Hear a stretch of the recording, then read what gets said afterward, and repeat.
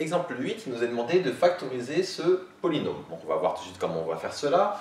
Regardez, ce polynôme x au cube plus x au carré plus x. Déjà, je peux observer directement, sans même faire le moindre calcul, que j'ai x qui est un facteur commun. Donc je vais commencer par factoriser par x.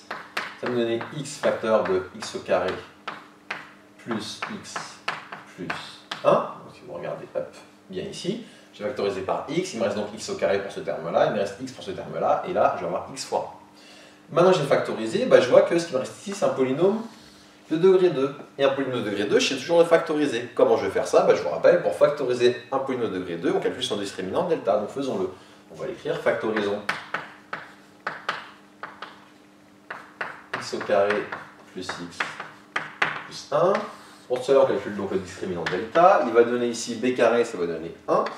Moins 4 racines, on va avoir moins 4, donc ça donne ici moins 3. Ce discriminant, il est négatif, du coup, je sais que je vais avoir deux racines complexes conjuguées.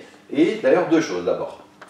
Comme ce discriminant est négatif, je peux dire une chose déjà, je peux dire que la factorisation de P sur R, ça va être directement ceci. Donc P égale x facteur de x au carré plus x plus 1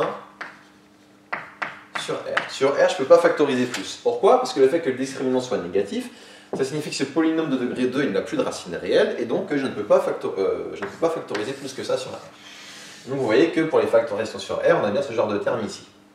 Faisons maintenant la factorisation sur C, donc on va poursuivre pour cela. Delta, il vaut moins 3 strictement négatif, donc j'ai deux racines complexes conjuguées, que je vais noter malgré tout x1 et x2 qui valent. Moins B, ça va donner moins 1, je vais avoir ici plus ou moins i racine de 3 sur 2.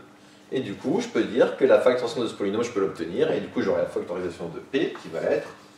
Donc, je peux dire que P, il vaut x facteur de x moins 1 moins i racine de 3 sur 2, facteur de x moins 1 plus i racine de 3 sur 2. Et ça termine pour cet exemple. Petite remarque juste supplémentaire.